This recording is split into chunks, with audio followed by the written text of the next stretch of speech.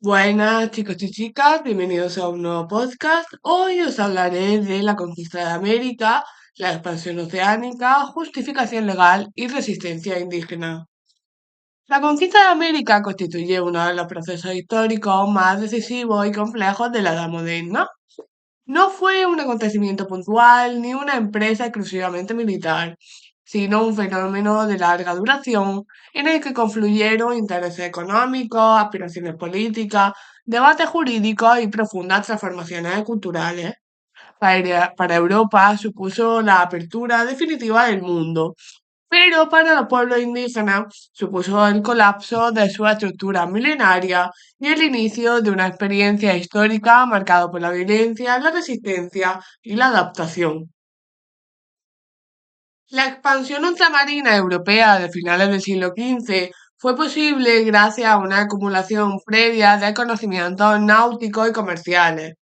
En este proceso desempeñaron un papel fundamental los navegantes genoveses y catalanes, herederos de una tradición mediterránea que aportó técnicas de navegación, cartografía y organización comercial. Portugal fue el reino que lideró inicialmente la exploración atlántica, centrando su esfuerzo en el reconocimiento sistemático de las costas africanas. Su objetivo principal era encontrar una ruta marítima hacia la India que permitiera acceder directamente a las especias y otros productos orientales, evitando los intermediarios musulmanes. Las informaciones recogidas por viajeros como Pedro de Cobiljao confirmaron la habilidad de esta ruta, que finalmente sería culminada por Vasco de Gama al llegar a la India por el Cabo de Buena Esperanza.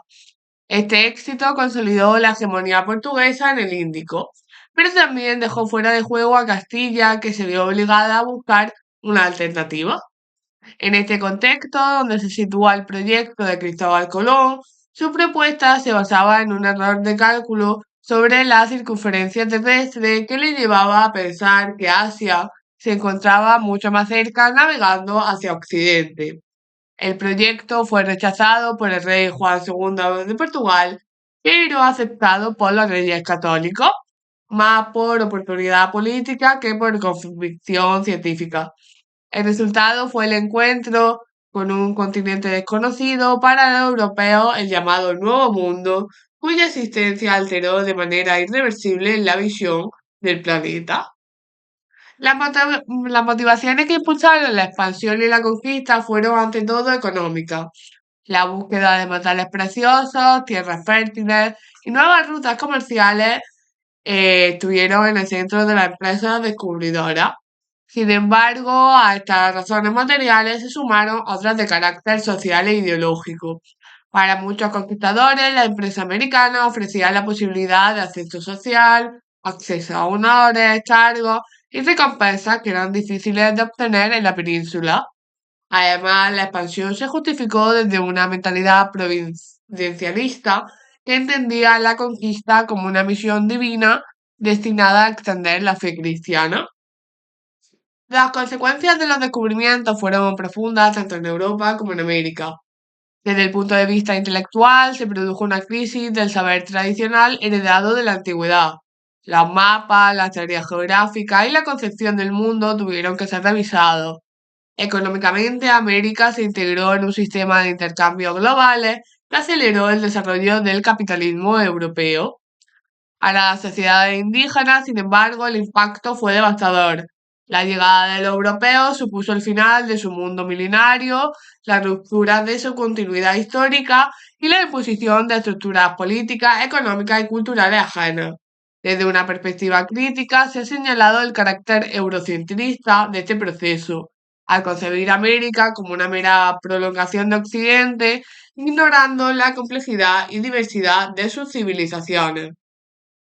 La conquista de América se desarrolló en un espacio geográfico inmenso y en un tiempo relativamente breve.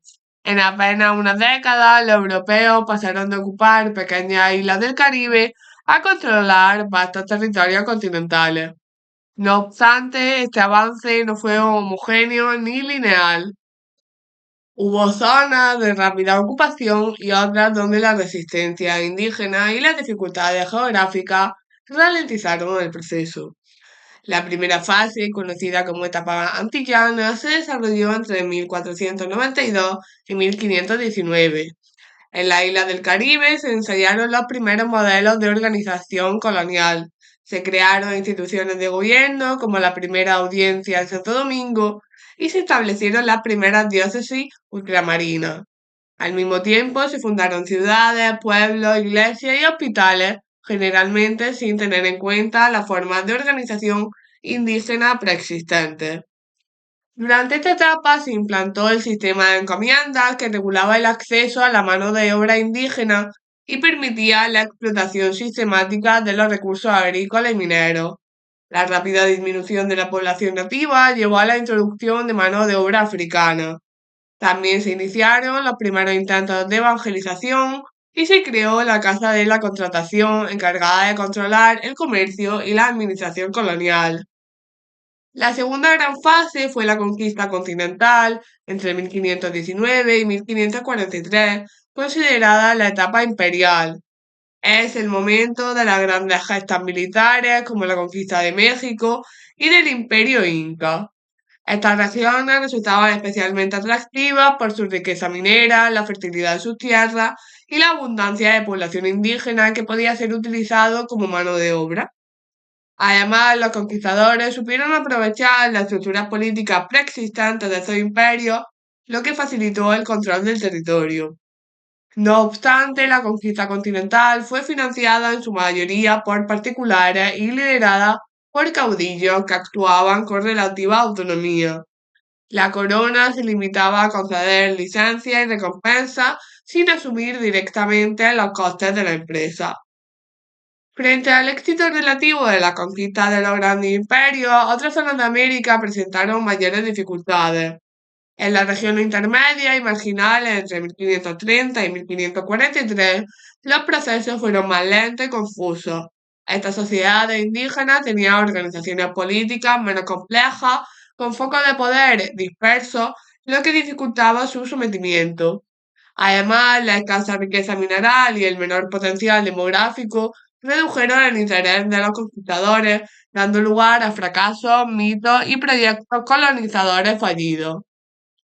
Uno de los aspectos más singulares de la conquista fue el intenso debate jurídico y moral que generó.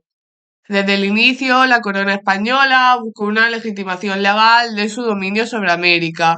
Esto se basó en las bulas alejandrinas de 1493, que otorgaban a los reyes católicos la soberanía sobre los territorios descubiertos, sustentando una concepción teocrática del poder. El llamado requerimiento fue un intento de formalizar esta legitimación, exigiendo a los indígenas su sometimiento voluntario a la corona y a la iglesia. Sin embargo, su carácter absurdo y violento fue duramente criticado por pensadores como Bartolomé de las Casas o Francisco de Vitoria. Las Casas defendió apasionadamente los derechos de los indígenas y denunció los abusos cometidos en su nombre. Francisco de Vitoria, por su parte, aportó un análisis jurídico riguroso, negando la soberanía temporal del Papa y distinguiendo entre derecho divino y derecho natural. Sus reflexiones sentaron las bases del derecho internacional moderno, el llamado ius gentium. A pesar de estas críticas, la corona mantuvo oficialmente la doctrina de la donación pontificia. La conquista de América fue fundamentalmente una empresa privada. La corona actuó como garante legal y beneficiaria última, pero sin implicarse directamente en la financiación.